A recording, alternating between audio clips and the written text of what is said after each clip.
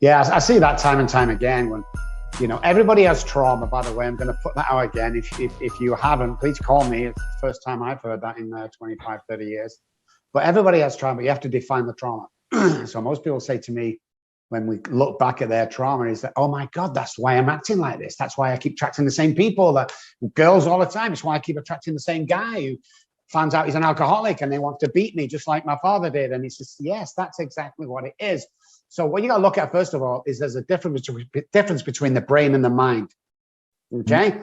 So the mind is energy. The brain is like a muscle connected to the central nervous system and obviously the rest of the body. But you have to look at both. So trauma as a young child, say from birth to about 12, 13, gets stored in the subconscious brain. All the trauma. So what's trauma? Well, Dr. Robb, I've never been in a plane crash, or my family's never divorced. That's trauma. I'll give you that. But here's also trauma. How many times have I told you, Robb, you can't go to college like your brother? You're just not clever enough. That's worse than the two traumas I just said, because I will carry that for the rest of my life. So when I'm 20, 21, 22, and I haven't been to college because I keep hearing that subconscious voice, which makes me believe that I can't do this, is stuck there. And that affects everything that I do as a person, everything that I do.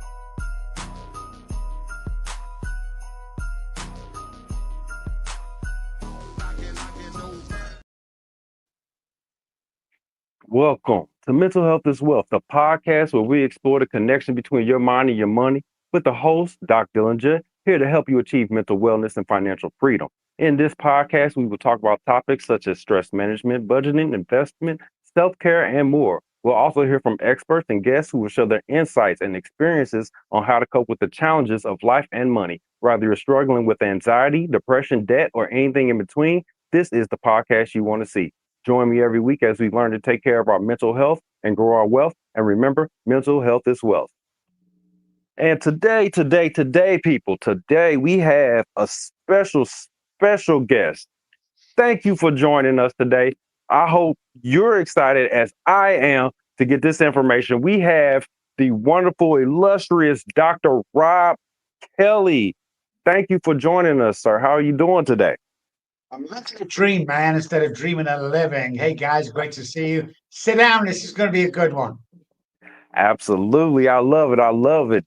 Living the dream, baby. You got to do it. So, if you could do me a quick favor, Dr. Robb, please, in your own words, if someone was to ask you the question, who is Dr. Robb? How would you answer that?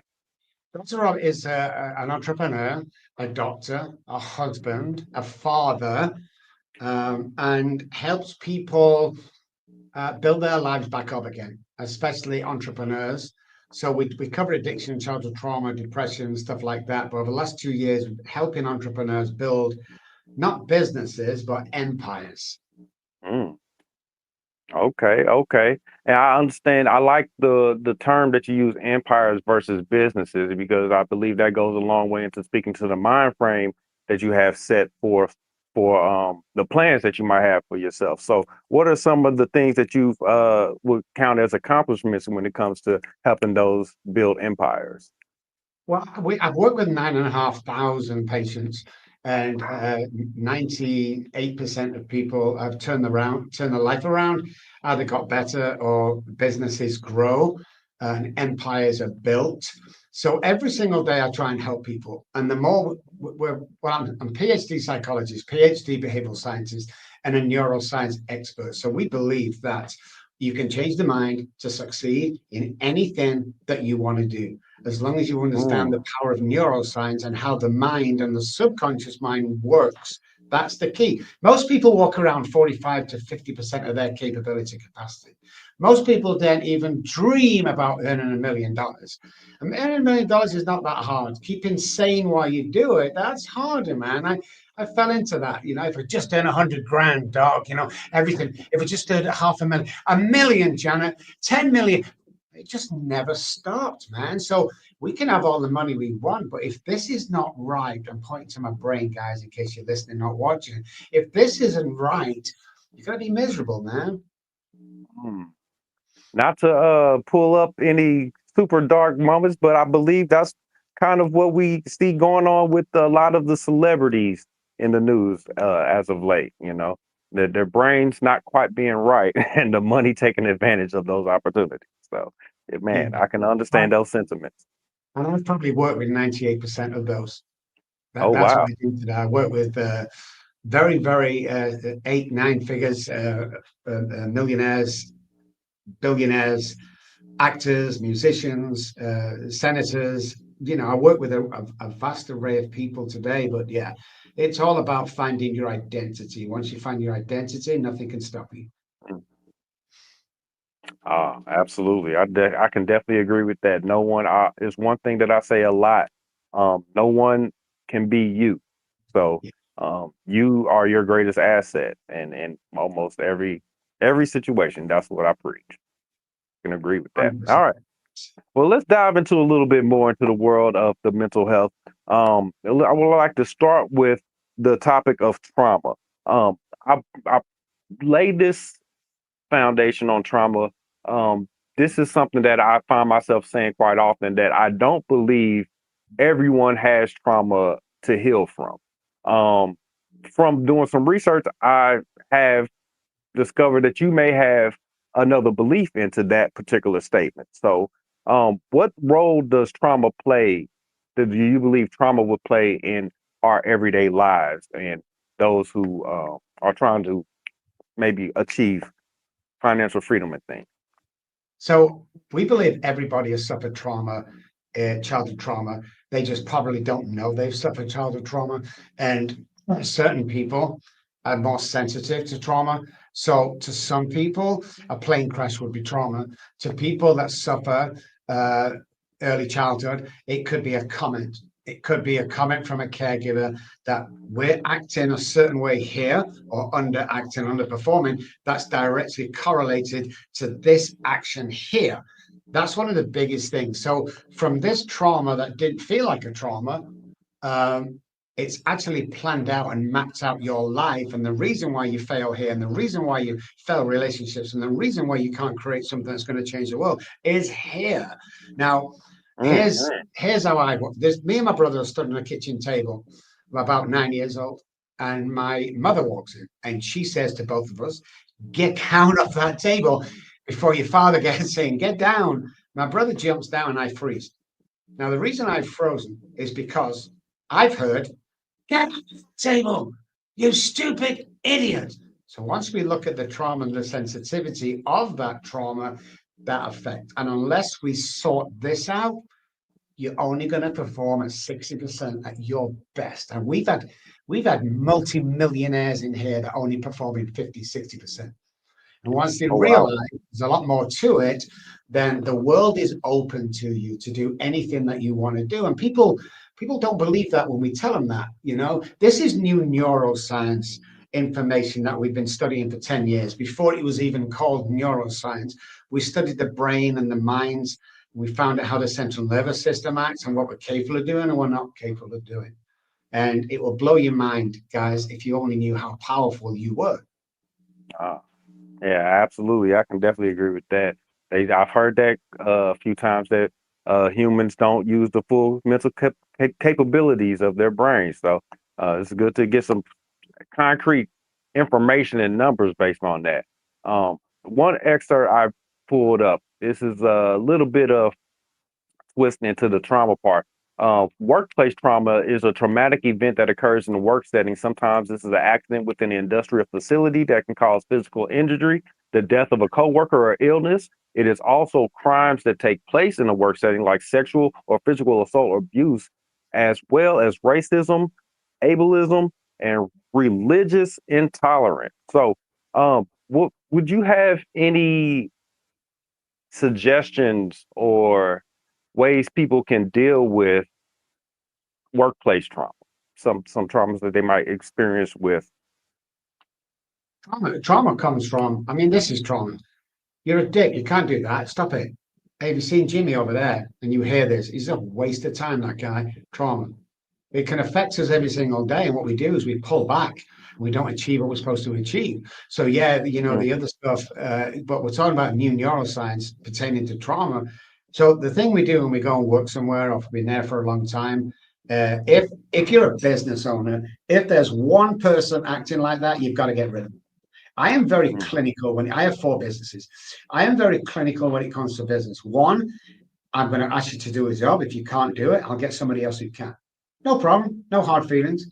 Simple as that. And secondly, you start rumor mongering or you start tittle tassing behind back, you're gone, man, because it's like a cancer. It's spread through the company. And all of a sudden, you've got the inmates running the prison. I've seen it thousands of times. So if you're in a Wow. traumatic situation, get out. If you're going to work every day and dreading it, get another job. If you're going home every night to your partner and dreading it, get another wife or get another Mm. husband. People think they can't change. People stay in relationships and workplaces way too long because it becomes a comfort place. And Yes. oh, Jimmy over there, he's the old fat guy with the glasses on. You start getting used to that saying and you start accepting that saying. So what your Mm. subconscious brain is telling me is you're a fat piece of shit and you never amount to anything from a couple of comments over there that were joking. But as my trauma exists, because I was always the fat and bullied kid at school, I took that as serious and it broke me many a time. I relapsed, I self harmed loads and loads of time based on what he said. And that's the trauma I'm talking about. You've got to clear it up. If you're an adult or teen, go back to the scene of the crimes. You have to be with somebody to do this. You can't do it on your own. We use lots of tools to get you back to that scene that's stopping you from becoming who you are today. And there may a bunch of them, but there's something, especially with parents and enmeshment, somebody somewhere has planted in your brain that you're not worthy. Somebody somewhere has told you you can't start a company. Don't be so stupid. You can't do this. Don't be so silly. You can't. Rob, when you go to America, you can't be on these top shows like Oprah, Dr. Phil. You can't have your own show in Dallas. It's just you can't be a multi-million. Says who? Who's making these rules up? Because I don't like them.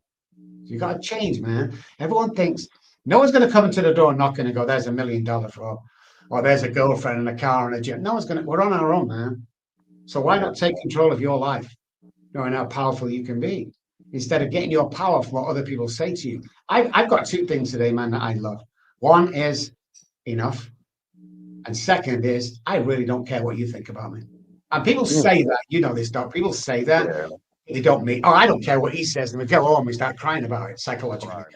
It's like being in a place where you don't care what anybody thinks is amazing. And the only really way with trauma victims to do that is to build empires, man. Once you're in that league, what are you going to do, man? You don't think you said, oh, look at them stupid glasses he wears. Okay, well, let's look at you. Where are you from? Oh, you live in your mum's basement after two failed marriages. You're 350 pounds and you got no money. Oh, you want to look at me? Who's an absolute multi-millionaire? You want to tell me that I'm doing some? Well, God bless you with that. That doesn't bother me anymore.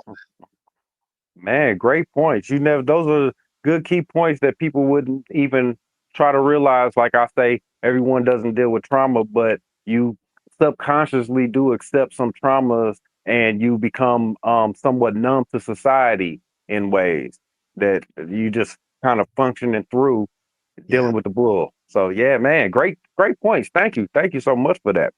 Um, my And Doc, next question, just put yes. this, Doc, listen. So what happens with the trauma is you think it's normal.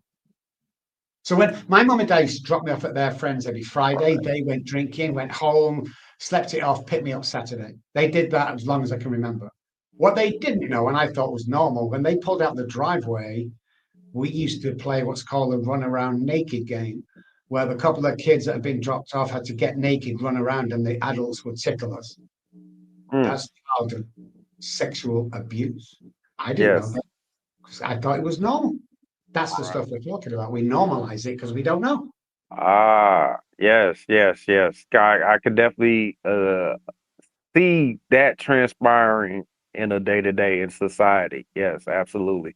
Um, one thing, especially when you get out to adult age, college years and past, um, you start to recognize that someone's upbringing tremendously affects how they make their decisions and all the things and what they consider what to be right and wrong. So yeah, that's absolutely correct. Absolutely.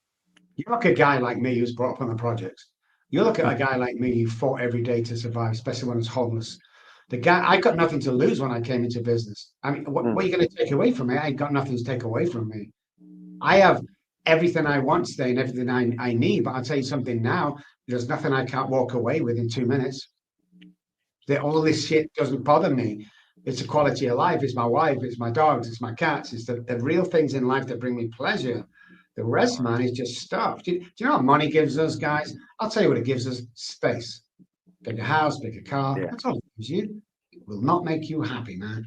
I mean, you can pay bills, you can buy anything you want to do, but you deep down inside, this childhood trauma will it's like a thief, man. It'll take your happiness away. I remember coming out of a house in Dallas, like a $2 million house when I first started this, driving a Porsche 911 GT, wearing a $120,000 Richard Mille watch.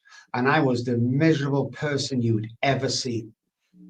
And I realized all this stuff does not make me happy, man. So I'll tell you something now, we give half our money away, to people that need it. People from the projects like me who are trying to make something of themselves, dads who are trying to get the kids back for weekend, all that stuff, man. That's what we're into, helping other people. That's what it's about for me today. Yeah, I said that the other day that one of the greatest gifts that God gives you is the blessing to be able to help other people, even when you're dealing with stuff. That's absolutely, I believe in that. That's the goal. Absolutely. Well, let's shift gears just a little bit here. Into addiction recovery. We always definitely try to help as many as we can on our platform within the amount of time that we have. But so in regards to the addiction, would you say one addresses the mental obsession that drives one to an addiction, or rather it be drugs or alcoholism or eating cakes, whatever the addiction may be? So the mental obsession is the prefrontal cortex that's screaming to the brain, mind, subconscious mind, conscious mind. We have a choice in the early days, screaming for an answer. Okay, so people think they can crave for alcohol. People think they can crave chocolate. When something is outside the body, biologically, you can't crave for it. So that's when that prefrontal cortex comes in. Now, here's the key. The prefrontal cortex job is to come up with a solution in milliseconds to our problem. And it does a great job. The only problem is it doesn't have to be the right solution. So whether your conscious brain is running the day or your subconscious brain that wakes us up every morning because it loves hypoxic situations, that's the decision between success and failure. And I don't just mean business, but love, children, wife, all the situations we find ourselves in. The mind, so there's a saying, mind over matter, the brain's matter. Can you imagine if we can program the mind to become anything we want to be and program our brain? We can do. We found out that we can do that. So you can have the most amazing day tomorrow. Well, I'm going to give you some stuff at the end, guys, to do. It'll change your life. Do tomorrow, man, because human beings, first of all, they hate comfort zones. Sorry, they love comfort zones. They'll stay there forever. And secondly, we're not meant to sit down. Everyone's sat down. You need to get out in the fresh air. You need oxygen. You need moving around, and your ideas will start flowing. Like, what's the difference between Jimmy listening to this and the CEO? He washes floors for a living. The CEO runs a multi-million-dollar company. What's the difference? If you think it's a college education, you are wrong. There are more PhDs unemployed right now in the world than any other time. The difference is the CEO believed he could do it. That's it. What I'm loving about this is talking with mental health as well. Is I talk to people from different ends of the spectrum. Some people are on depression. Some people are on just mental illness. Some people are on different ends of therapy, and the information that comes from the different ends always lines up. That's what makes me know that you guys know what you're talking about. And man, I love it. I love it. I love it. So I'll ask you about from the research, it was noted as 97% success rate. You mentioned other numbers also when it comes to building empires and such. So how do you achieve such a high success rate when it comes to helping others achieve their goals? First of all, we do what not a lot of people do. You have to pass an assessment to come into this company. You have to pass an assessment to become a client or a patient. The assessment is very hard. It proves to us no matter what happens, you want to succeed, or no matter what happens, you want to stop drinking or make something of yourself. That's the first thing. We turn down more people than we take on. I've turned down many pop stars and movie stars that just weren't ready. So we turned down millions of dollars, and people think we're crazy. But listen, I got saved off the street by God. And if I was to do that for money, it'd strip everything off me. So that's the first hurdle. Secondly, subliminal messaging, behavioral science, 9D breathwork, NLP, brain spotting, all the differences that we do that will train the brain to perform at its best. That's the difference. Alcohol, drugs, sex, 1% to do with the stuff you're going through. Alcohol has 1% to do with alcohol. Trauma has 1% to do with everything that you're going on as a whole when you look at it. Until you deep down inside, then it spins and it's 99% of what it is, but people don't recognize the trauma. So it's finding out identity, finding out what you're capable of, subliminal messaging on a daily basis. So we've done lots of trials and tests around that. We wanted to know, so show me your friends, I'll show you your future was the saying I heard. But I wanted to back that up. So what we did is we've trialed and tested everything I'm talking about today. So if you hang around 9 normal people that's the same as you and you're the smartest guy in the room, you're not going anywhere, man. You need to hang around people that you want to be. So we tested that. We brought 9 actors into the waiting room and we told them, pretend you're patients. You sit down in the waiting room. There'll be one person coming in that is a real patient that we said we'd do a free session with. When the buzzer every 45 seconds goes, I want you to stand up for 3 or 4 seconds and then sit down. So the scene was set. We was watching on monitors. And sure enough, she came in, she sat down with 9 other, what she thought was patients. The buzzer went, everybody stood up apart from her, and she's kind of bit notice and then down to her phone again. They sat down, 45 seconds later, everyone stood up again. So now the phone's in her lap, she's looking around. Everyone sat down again. On the third, she stood up with everybody else, which was pretty telling. We called them actors in as if they were patients one by one until she was the only person left in the waiting room. She stood up. So the people around you have an effect on what you do. The belief system, the mindset system. Never always go for somebody that you want to be. Don't make no bones about that. If you live on the projects like I did, if you want to be whatever it is in life, best father, millionaire, you've got to start hanging around them guys, man. And you've got to start thinking that A, the imposter syndrome is false. And secondly, you're as good as anybody else, man. You might even be better. And don't worry about the haters, because you'll get this with, but listen, guys, you're never going to get anybody that's doing as good as you or better that you'll ever negatively comment on what you're doing. So hang around the guys you want to be. You are one of those. Your surroundings will create who you want to be. Man, amazing, man. We got to get some subscribers on this, people. We give up too much good information. That man, I see why you're millionaires, because people got to pay to get stuff. It's just amazing. Thank you. Let's speed up just a tad bit here. I like what you've been saying, and I'm glad that I was kind of wanting to go here, because you've been kind of hinting on this topic a little bit throughout what your answers, and I believe this is something that's going to be key for helping a lot of people begin the right path. So, when it comes to rewiring the brain, specifically, I wanted to ask you about harm reduction strategies. Are there any ways people can, once they realize that they had traumas from childhood or workplace or whatever example you may pull, once they realize that they have these traumas, what are some harm reduction strategies that they did begin to take to get down the right path? So the harm reduction system that we use is, you've got to look at the patterns. You've got to look at the patterns that people get into. If we can realize the patterns and reroute the neural pathways pertaining to the pattern, then the self-harm will go away. So a real easy one is, I tell guys, have you ever been to the coast or whatever with a bunch of guys from work? You jump on the bus, you're drinking beer, you're having a great time, you get to the location, let's say it's the beach. You're drinking all day, you're having a great time all day. It's time to go home. You get back on the bus. Which seat do you sit in? The same one you went there in. So that's an easy pattern. Patterns are all over the place. We do A and B, and C will follow. The C can be a horrible pattern for you. So the self-harm and everything else that you do, you've got to realize the patterns. You've got to start changing. And again, I'm going to give you some stuff to do at the end of this guy that will change Okay. neural pathways and patterns. So the patterning reduces the self-harm.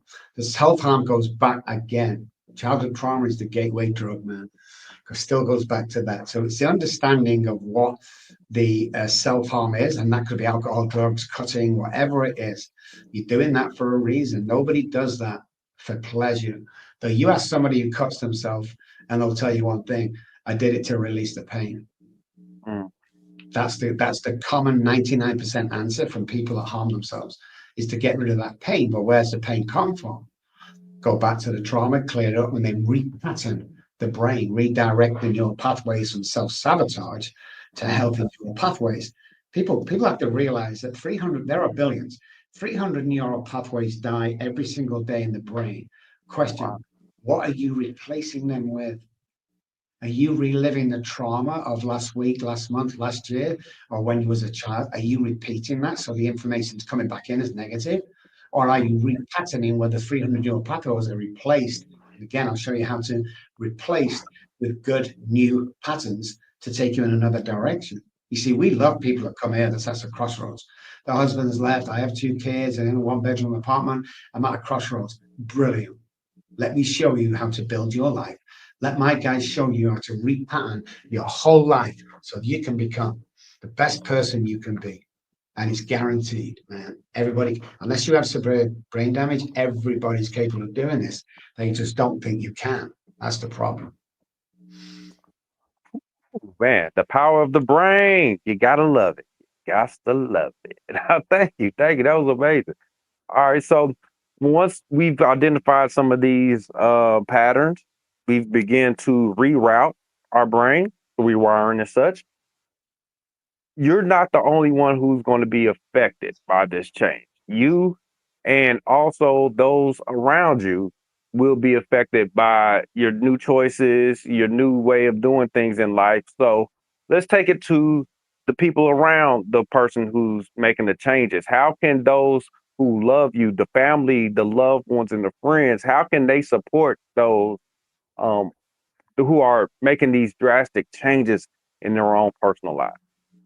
The great thing about behavioral science is once you start to change, people around you seem to change Mhm. because they follow. The mirroring part of the brain is a copy.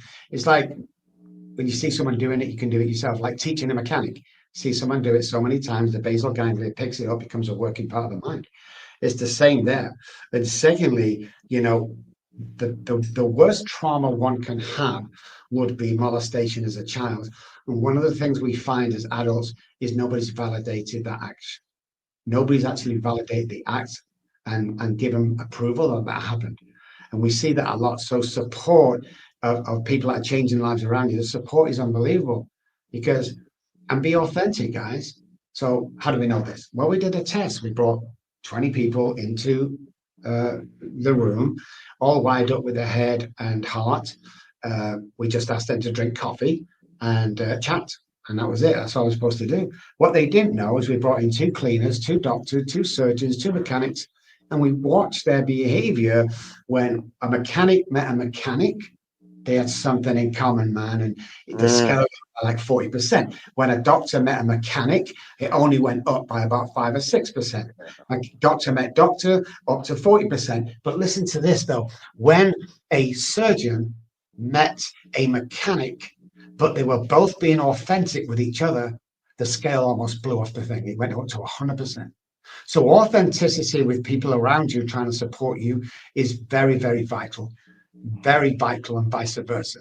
You see, there's only 2 kinds of people in this world: the people who love you to who you are, and the people that want to be you. That's it. And the more you realize who's who in the game, that's all it is. People trying to put you, oh, you can't do this, then no. Says who? These guys around you, man, are going to kill you. If you need to change, you see, you can't change the people around us, but we can change the people around us. And that's what you got to get in mind. See, Baby. I'm around poets a lot, and the poets and the rappers would call what you just said bars. That's you just dropped bars. You can't Yes. change the people around you, but you can change the people around you. Yeah. Ooh, Right? How true man. is that, man? How true is that? Oh man. You cannot control anybody else but yourself, but definitely you can control the people you keep in your company. Man, I've never even heard that analogy put that way. This blows my mind. That's amazing. Thank you. Thank you. Woo. All See, I right. always say, like, the guys that I grew up on the projects, the guys used to hang, I used to be in gangs back home in Manchester. You see, I could go back and help them if need be, but I can't live there anymore. I can understand. I just can't, I've changed. Yeah, it's just yeah. You're a different mind frame, different person, different experience. Like, yeah, I could definitely understand that. Absolutely. Man, great, great, great. Well, thank you for helping with the mental parts of us. Also, here on mental health as well, we try to go through some physical information for those because it's not always about the mind, the body. It all works together in my assumptions. So, something else I want to touch on that we have for is addiction in the gym, and it's not may not sound the that may not be presented the best way, but that actually is something that is another topic I probably need to get into. People are actually addicted to going to the gym. I was for a good 6 months of my life.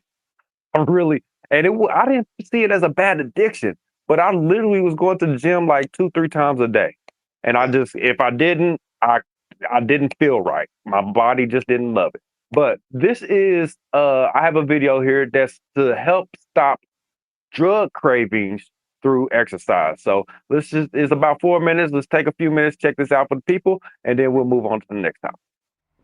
It's no secret that exercise is good for you. But what you probably don't know is that there's a very strong body of evidence, like good scientific research, that says that exercise is one of the best ways to deal with drug cravings. So in this next video, you're going to hear from Dr. John Rady of Harvard University, the world's foremost authority on exercise in the brain, and all-around thought leader, discuss how physical activity and exercise can help you to overcome addiction and cravings.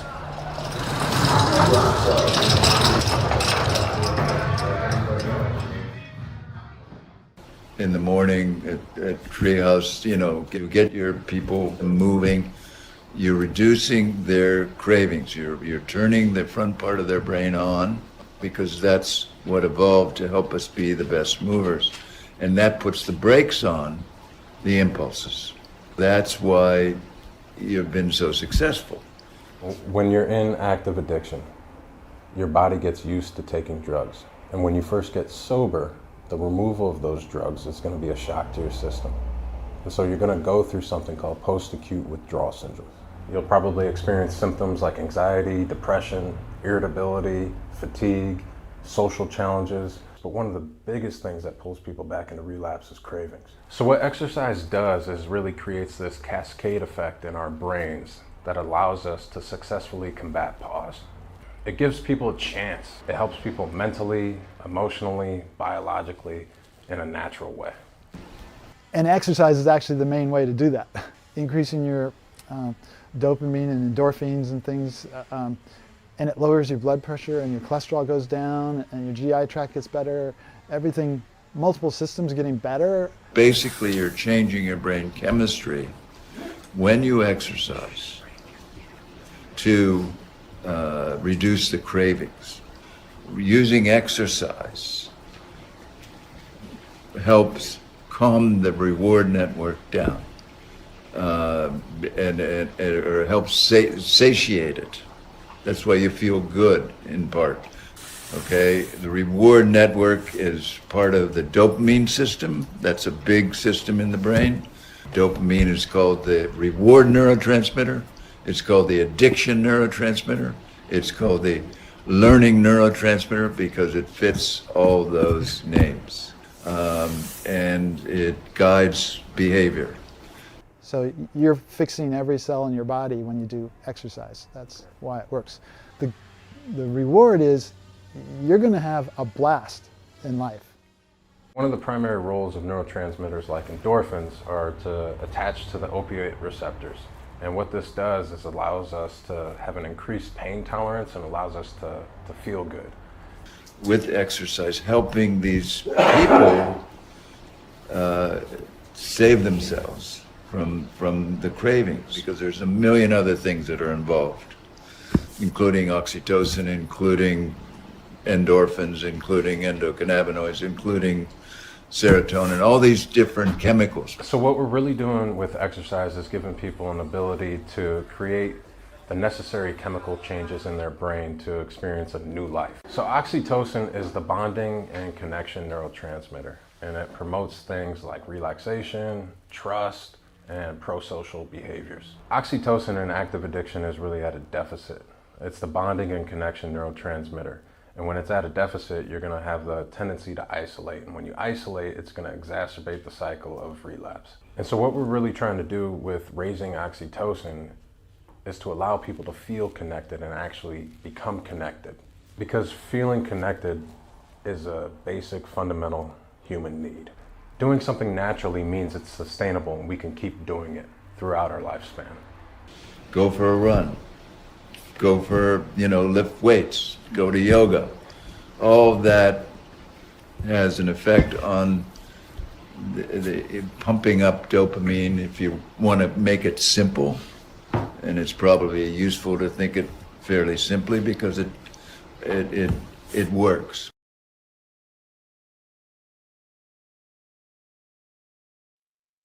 Okay, well, good stuff. A lot of that, some of the things that I heard mentioned through that video, I also heard you kind of touch on a few of the terms, isolations. You need to get up, get out off the couch, stuff like that. They talked about the cravings and things like that. I want to get your thoughts specifically about the post-acute withdrawal. I believe you did kind of touch on that a little bit earlier, but how would you say that plays into the factor? I think that, like they just said, what they are saying is true. We've gone a bit more depth into that, but it's so true. So you need 4 chemicals every day to be happy every single day: the dopamine, oxytocin, serotonin, endorphins. Most of that you will get from exercise, and then of course the sunlight and stuff like the yoga. But it all plays a part in moving around. So what happens is the 4 chemicals need to happen every single day, and then the withdrawals can be negative depending how long and how much you've been taking. But this is what we have to remember when we're talking about eating, we're talking about exercise, is a couple of things. And the first of all is dopamine and serotonin, which are the 2 vital neurotransmitters that are needed in the brain, are created in the stomach, in the gut. So unless you're eating correctly, then 4 chemicals are not going to be there every single day. You see, you can take multivitamins, but the stuff we eat now in America is crap. It's 90% sprayed in cornstarch. Most of it is canola oil and vegetable oil. We can't methylate that. So what happens with the methylation is, let's say I'm at home with mom and dad, and dad's got heart problems. And what happens is I come away from the family and I get heart problems, and I say I've caught it off my dad, or it's hereditary. It's biologically impossible. This is what happens. So let's say dad, in a normal diet, what we're on, just normal staple food, let's say he can't methylate onions, and we have onions 2 or 3 times a week with all of our food. When there's a methylation problem, there becomes a deficiency. That deficiency causes an illness like heart problems. So when I leave the family home and I'm setting up with my new girlfriend, my staple diet is kind of like what the family used to eat. So then I can't methylate the onions, so it becomes a deficiency. And with me, it is the heart problem. So I think I've got it from dad. So eating is very important, for what we do. We tied eating depression with food and addiction. So food is very important, okay? All the canola oils, the sunflower oils that we eat are killing us, and they're not meant for human consumption. So you need 3 oils in your life: coconut, olive, and avocado. That's it. and a grass-fed butter. If you do that, then chemicals will be flashing around all day long. So, going to the gym every single day, like you said before, is healthy. Of course, you feel great, but if you're going on vacation with the family, and as soon as you arrive in wherever, you're looking around for the nearest gym, then you've got a problem. You're taking precious time away from family and loved ones that you're supposed to be nurturing and being with. It's like guys that get sober, but they go to AA like every single night for 4 hours. You might as well go drink. You're still missing from the family. You're still doing this crap routine that's destroying everyone around you. So that balance is very, very important. And I think the more people know that, the vitamin, we take vitamins, the D3, the C, the D, the amino acid, very important. Is very, obviously, it's what we eat. But if we're eating clean-ish, the problem is with America, and I'm American, I'm not trying to bash it down, is that there's too many bad ingredients. And we did a live TV thing the other day, Doc, and this is what we did. Went into a supermarket and we saw this health bar, and it's a well-known brand, and it had 9 grams of protein, 0 fat, which we thought, wow, this is going to be awesome. So I got the package live on camera. We turned it around. There was 27 ingredients in that bar. All of it was hidden sugars, rancid oils, canola, sunflower, all that stuff. That stuff's killing us. And we don't know because they're not telling us. When you go to England and order McDonald's fries, there are 3 ingredients in that: potatoes, salt, and water. Why is there 22 ingredients in the McDonald's in America? Because they're killing us. So the whole cycle is this: the food industry gets us sick, then the pharmaceutical company take over, and they keep us tied into that for the rest of our life. So if I get depressed because of one of these chemicals isn't happening, I say to my wife, I'm really depressed. What does she say? Go to the doctor. So I go to the doctor.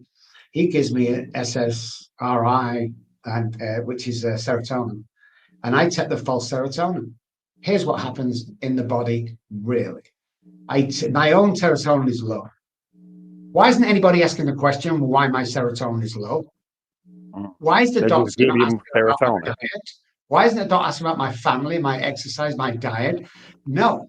If he doesn't ask them 4 questions, it's a high-paid drug dealer, because he's giving you false serotonin. Now, there's a couple of things that happen. 1, I got to stay on this for the rest of my life. And 2, my own serotonin is blocked and therefore depletes. Nobody's Your body stops making it altogether. Exactly. So now we're stuck on this serotonin that doesn't replace our own serotonin. You're only going to be 60% happy what you're supposed to be, but it's a chemical, man. It's like people have drug addiction. Well, we'll put you on Suboxone. You can't heal drug addiction with a freaking drug. Now, the greatest tapers, but if you're taking Suboxone 12 months after, come on, the brain doesn't know the difference between pharmaceutical drugs and street drugs. Let's get real about this. Too many myths out there about, health and addiction and trade. There's too many myths, man. There really is. Like, oh, Granny, it's cold outside. Let's put an extra coat on Granny and keep her warm. No, Granny needs to be out there playing snowballs with everybody else. But we want to shut everybody up inside, sit down all day, from the car to the office, from the office to the car, from the car to the home for TV. That's why we're dying earlier as a society, because we're not being told the truth. Well, if you eat this, you'll be good. There's at least 6 breakfast cereals in America that's banned in every other country. I believe that. When you look at like Alzheimer's, which is diabetes free. America doesn't say that, but every other country knows it's diabetes free. So no load of sugar. Never heard that in America. Yeah, but we don't know. Misinformation again. So the more you find out about this, the more you find out about the 4 chemicals, the more you find out about how you can really start to get well from any kind of addiction with the information that we're talking about today, the easier it will be. But there's a pattern. Oh, you come off, you'll feel ill. If you come off that, you'll feel, that. Says who? Man. The mind. It's just crazy. So the mind is important. If somebody me and my wife went for a shot. I don't know what it was. It was something that we needed. And the doctor seen us separately. And the doctor said to my wife, so here's the deal. When you have the shot now, tomorrow morning, you're going to feel ill. You're going to feel sick. You're going to feel unwell. You might want to call in work sick. Mm. Comes out, I go in. So tomorrow you're going to feel. I said, stop. Don't tell me how I'm going to feel tomorrow. I'm not going to feel anything tomorrow. The next day, my wife was sick as a dog, and I was fine.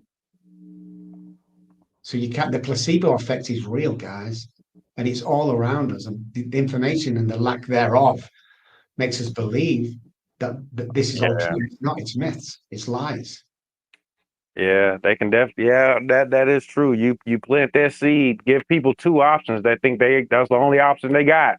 It's, You know, yeah. Just the way stuff is presented definitely makes a huge difference. It's just yeah. the damn shame we do that to each other. You know, Man, isn't that crazy though, Doc? But the thing is, like if I wanted you to believe something now, you get two choices. So I'm going to give you the first choice that I don't want you to choose. right. Then I'm going to give you the second choice that I want. And after the second choice, what I'm going to do is go right and lean Mhm. into you because body language is important. Right? Which one do you Right. choose? You're going to choose where the voice and the tone of the voice is changed and the Mhm. aggressive almost as light and I'm leaning towards you. You're going to pick the last one. It's all Yeah. stuff like this that we're sick as a society because nobody dare go against the pharmaceutical companies. I was on a The live psychology of it. right? That's it. I was on a live show with Purdue attorney. We went head to head, man. And the Mm. very next day, they filed for bankruptcy. Go, The go, other Google thing I was about to say, you forgot about the insurance companies. They're definitely involved in the cycle. 100%. 100%. I honestly think they're more in control of it over the physicians and the prescription companies. The insurance companies probably pull more strings than anybody. Yes. Well, look at us. We needed blood draw. This was a couple of years ago. I was in Dallas. So I goes to the doctor next door. I said, can you do a blood draw with this patient? He said, yeah, of course. You pay cash or insurance.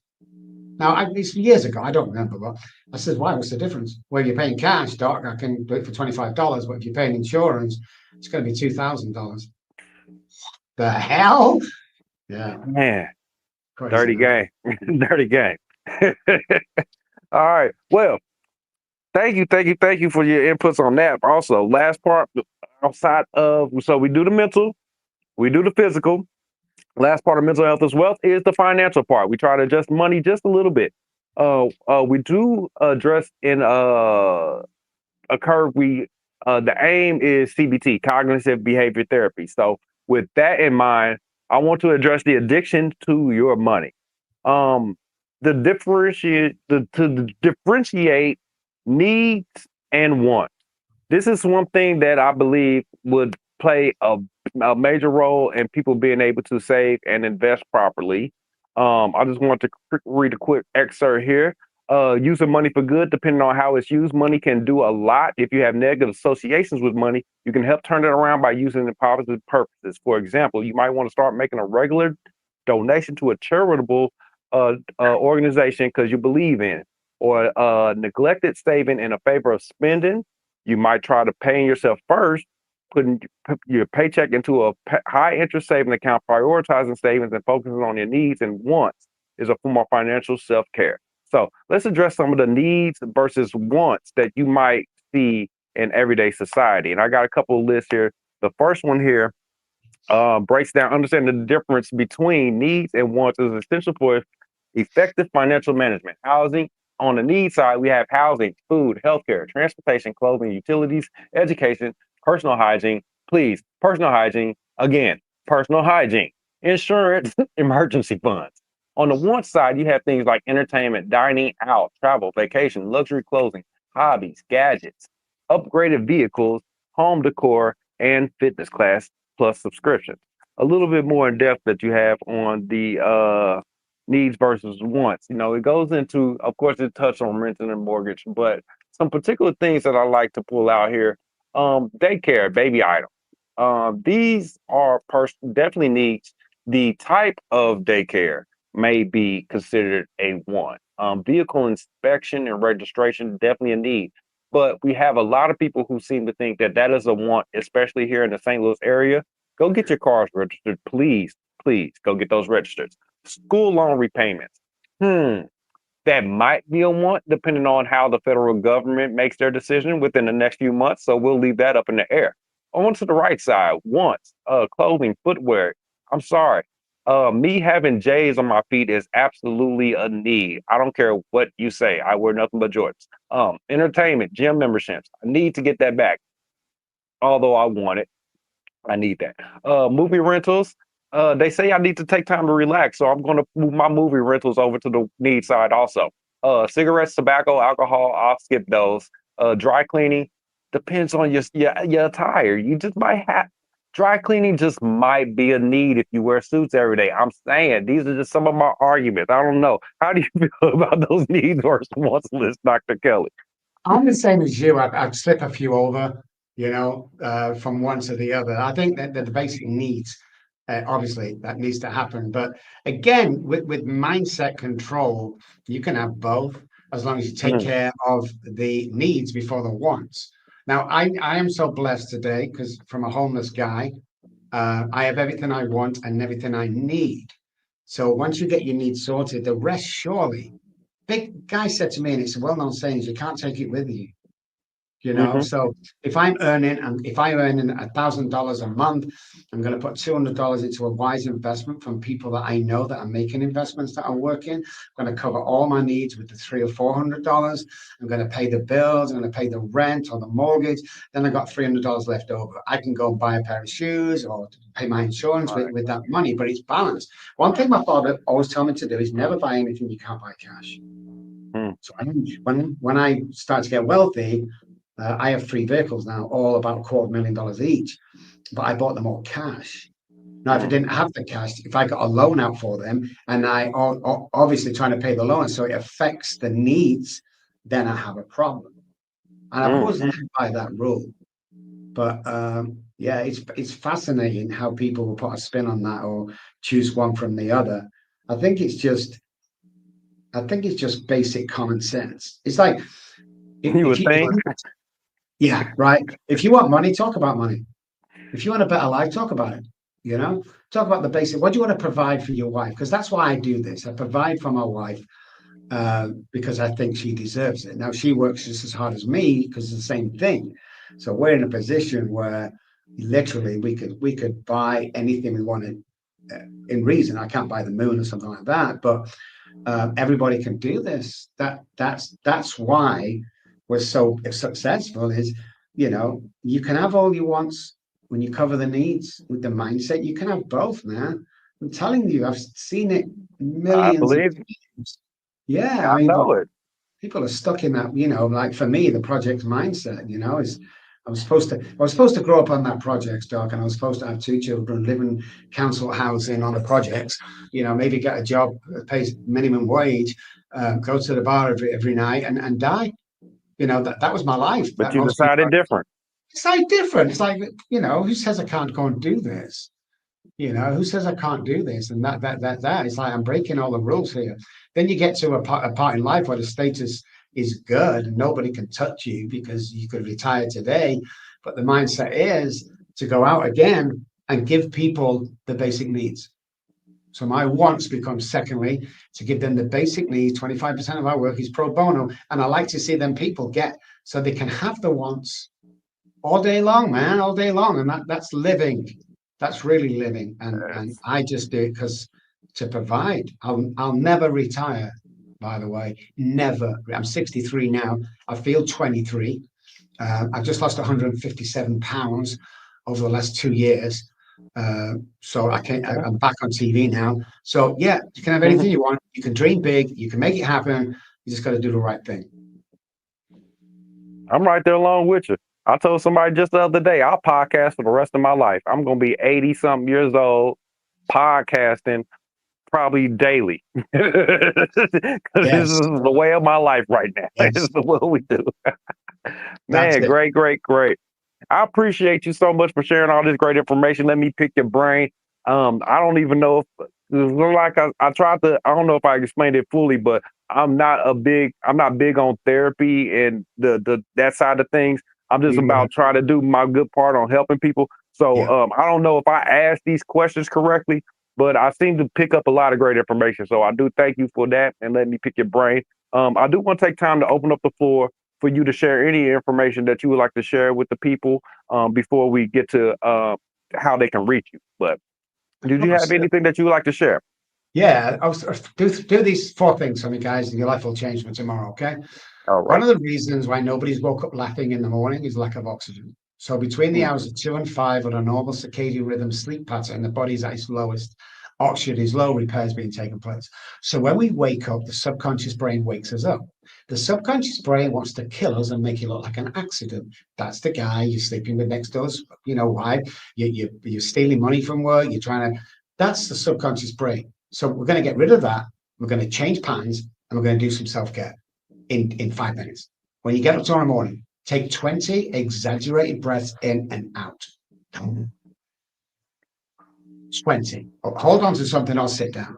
What that does is you'll go dizzy. It sends oxygen to every part of the brain and cells in your body. That means a conscious brain, boom, will be ignited. This guy can do anything. He's a great guy. He can achieve anything he wants to do. Make sure you get that in first thing in the morning and several times during the day if you can. Let's change patterns. Going to the bathroom tomorrow. If you brush your teeth with your right hand, do one left week, 1 week, 1 week, and we're diverting patterns from a set pattern. Okay. Now, we talked about 300 neural pathways die every day. Stand in front of the mirror, look yourself in the eye in the mirror, and say, I love you 10 times. Self-care, going in as some of them neural pathways, but stand 6 feet away from the mirror. See, when we get up to the mirror, we might be brushing our teeth, we see all our blemishes. That's subconsciously, that's how we think people see us. But when you stand 6 feet away from the mirror, the blemishes go. Because let's face it, right? How many times you go in the office, you know, you never do, hey, Jimmy, we don't do that. So when you stand 6 feet away, the blemishes, it's an optical illusion within the eye. So now you see what people want you to see. Compliment 3 people every day, man. And if you don't believe that complimenting a person can change the world, the next time you're in a built-up area of people, sneakers are always the best. When somebody walks towards you with sneakers, say 2 words, man, nice sneakers. He's going to go, oh, thank you, man. Turn around and watch him. He's going to look down at his sneakers at least 2 or 3 times. You've changed his world. But guess what? When he goes home to the wife or girlfriend, because he's in a good mood, mirroring part of the brain, now she's in a good mood. Now the mother-in-law calls and you get the gist. You just changed the world, man. For 2 words, nice sneakers. I've used. I'm gonna touch on a couple of those, but that last one, compliment 3 people. I've been for like the last year. I've only used one. Like on a daily basis, I try to make sure I compliment at least one person. So thank you, because I can understand in my brain the significant difference between 1 and 3 people. Even if it's just that small of an effect in the world, I can understand the significant difference. So thank you for that. I'm definitely changing that part of the rule that I have for myself. The one I'm going to have a struggle with, of course, I think is that toothbrush one. Yes. I'm a lefty, so Yes. switching to the right for a Yeah. week Yeah. is going to irk my brain. Yeah. I might be a little OCD with that one, so I'm Yes. going to try my hardest. Great. Great. I love it. I love it. And we get all them self-sabotaging. I'll tell you this real quick, Doc, before you go. There was a girl in England back in the 68, 69. She got snatched off the side of the road. 16-year-old schoolgirl, blonde hair, blue eyes. There was a huge manhunt for her. Couldn't find her. And then they stopped looking, thought she was dead. 9 months later, there's a police car following a car down the country pathway and with a broken light. Pulled him over. And back in the day, they didn't have radios and stuff. So they used to say, what's in the trunk? If you say a pair of boots, yellow jacket, oh yeah, it's your car. But he couldn't really tell because he was scared. So when they opened the trunk of the car, there was a stolen screwdriver there. This allows the police to go back to the house and search the house for other stolen goods. And so they did. There was lawnmowers, there were drills, there were ladders, all sorts of stuff that he'd stolen. They found a box in the corner, 4 foot high by about 12 foot wide. And they said, we know you've got more stolen stuff in there. And he denies all knowledge of this. They smashed the lock up, they opened the top, and there was the girl that went missing 9 months ago. She was alive. She's to get taken out every day, abused, bath, food, restroom, back in there for 9 months, Doc, 9 months. So when they opened the top, they saw her. The policewoman leant over. She took this girl's hand. She helped her step outside the box. She took her police coat off and she wrapped it around the girl. What's the first thing the girl did? She got back in the box. That's why it's important to change patterns. Mm, mm, mm. Um, Woo. Powerful, powerful, powerful. Man, man, man. Thank you for sharing that, and thank you for everything else, man. I can't say that enough. I just, yeah, every episode is just so amazing. The information that's being shared and how people's lives can be changed, and the simpleness of it is that people just need to want it. It's just that simple. You just gotta want what's better for you. So thank you for sharing. I'm definitely gonna be pointing out. I hope anybody watching, I hope you if you picked up on a few things, I want you to go back to the addiction recovery section, the success rate section, and right after that, the rewired brain. Those specifically, we gonna make sure that people get that information out. But I want to thank you again. For showing up. I hope that I get to see more coming from you and your platforms and the information that you have to present to help the world. And thank you for doing your part to help make this world a better place, because we need that as much as possible. So, I'm going to say this before you go while we're if there's recording this. anything Doc Dillinger or the Playground Yeah. Network can do, let us know. That's it. Listen, Yes. listen, before you go, I need to tell you something while we're still recording. I'm sorry, what was that? So listen, them episodes that you do are amazing, okay? But they're amazing for one reason. That's because you are a great podcast host. You bring the questions. You entice people to talk, man. I've been on these thousands of times, man, and I'm telling you now, you are one of the best podcasters that I've personally been with, because that hour has just gone like that, man. So thank you for what you do, Doc. Thank you for millions of lives you saved with a ripple effect. And you're just an extraordinary guy, man. I mean, I would, it's 3 o'clock in the afternoon, man. I finish at 11, and I'm sticking out to do that. I am so glad that I met you, man. It's a pleasure being on here, and thank you for allowing me on. Thank you so much. Those words mean so much to me. I can't tell you what that means, and it's heartfelt. I appreciate you saying that, and I just try to live up to the greatness in the world that I'm around. So we're going to take a one last break with not one last break. We got one last video that is going to end us up. This is Maslow's hierarchy of needs versus wants. I just want to touch on that one last time. But again, thank you, Dr. Robb Kelly. Everybody pay attention to him, follow platforms, do what you can to help yourself and achieve greatness. And hope we see you around, sir. Thank you, guys. Thank you, guys. All righty.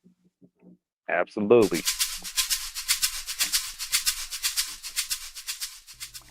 One of the most legendary ideas in the history of psychology is located in an unassuming triangle divided into 5 sections, referred to universally simply as Maslow's pyramid of needs.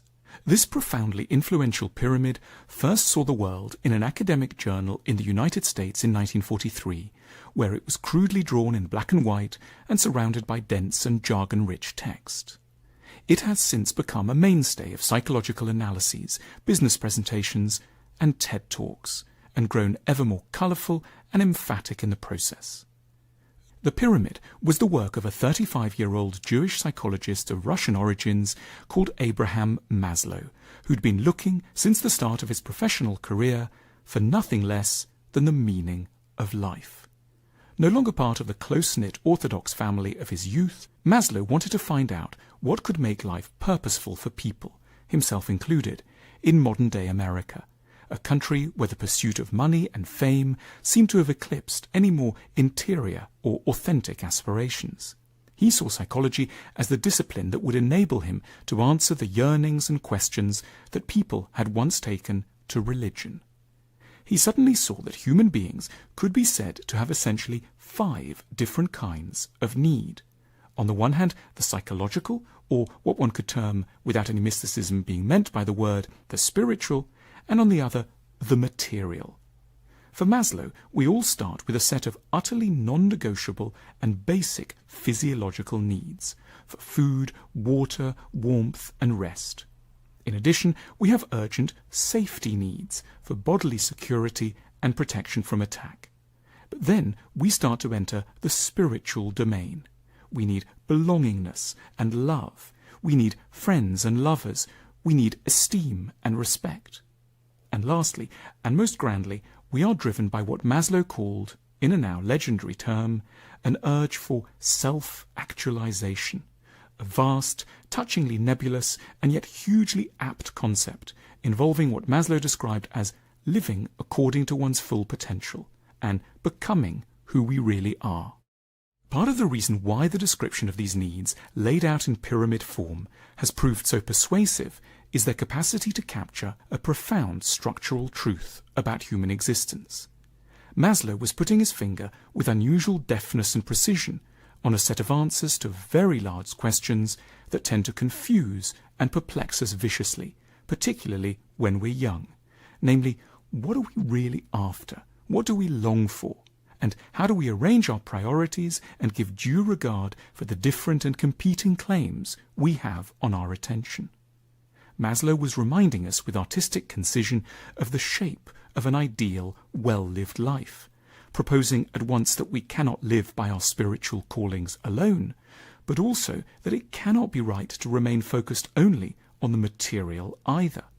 We need, in order to be whole, both the material and the spiritual realms to be attended to, the base lending support while the summit offers upward direction and definition. Maslow was rebutting calls from two kinds of zealots. Firstly, over-ardent spiritual types who might urge us to forget entirely about money, housing, a good insurance policy, and enough to pay for lunch. But he was also fighting against extreme, hard-nosed pragmatists who might imply that life was simply a brute process of putting food on the table and going to the office. Both camps had, for Maslow, misunderstood the complexity of the human animal. Unlike other creatures, we truly are multifaceted, called at once to unfurl our soul according to its inner destiny, and to make sure we'll be able to pay the bills at the end of the month. Operating at the heyday of American capitalism, Maslow was interestingly ambivalent about business. He was awed by the material resources of large corporations around him, but at the same time he lamented that almost all their economic activity was, unfairly and bizarrely, focused on honouring customers' needs at the bottom of his pyramid. America's largest companies were helping people to have a roof over their heads, feeding them, moving them around, and ensuring they could talk to each other long distance. But they seemed utterly uninterested in trying to fulfill the essential spiritual appetites defined on the higher slopes of his pyramid. Towards the end of his long life, Maslow expressed a hope that businesses could, in time, learn to make more of their profits from addressing not only our basic needs, but also, and as importantly, our higher spiritual and psychological ones as well. That would be truly enlightened capitalism. In the personal sphere, Maslow's pyramid remains a hugely useful object to turn to whenever we're trying to assess the direction of our lives. Often, as we reflect upon it, we start to notice that we really haven't arranged and balanced our needs as wisely and elegantly as we might. Some lives have got an implausibly wide base. All the energy seems directed towards material accumulation.